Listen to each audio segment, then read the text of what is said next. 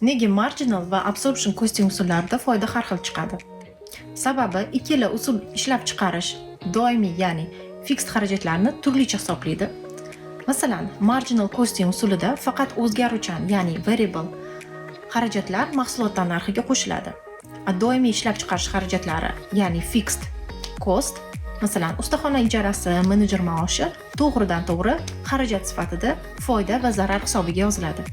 Absorption costing usulida bo'lsa, o'zgaruvchan va doimiy xarajatlar ikkalasi ham mahsulotlar narxiga kiritiladi. Fixed overhead cost har bir mahsulotga taqsimlanadi. Shuning uchun ularning bir qismi omborxonadagi zaxiralarda qoladi, ya'ni closing inventoryda va keyingi davrga o'tadi. Asosiy farqi tushuntiradigan bo'lsam, agar mahsulot ishlab chiqarilgan bo'lsa-yu, lekin hali sotilmagan bo'lsa, absorption costing usulida foyda ko'proq ko'rsatiladi, chunki xarajatlar zaxirada, ya'ni closing inventoryda yashirilgan bo'ladi. Oddiy misol oladigan bo'lsak, doimiy xarajatingiz sizni 10 million so'mga teng. Bu oyda siz 1000 dona ishlab chiqardingiz va shu 1000 donadan 800 donasi sotildi. Absorption costing usuli bo'yicha 10 millionni 1000 donaga bo'lamiz. Bu degani 10 ming so'mdan har bir mahsulot uchun taqsimlash kerak bo'ladi.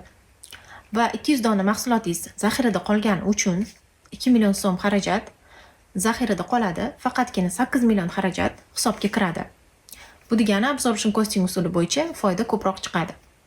Endi marginal costing usulini ko'radigan bo'lsak, butun 10 million xarajat bir yo'la foyda va zararga hisobiga kiradi.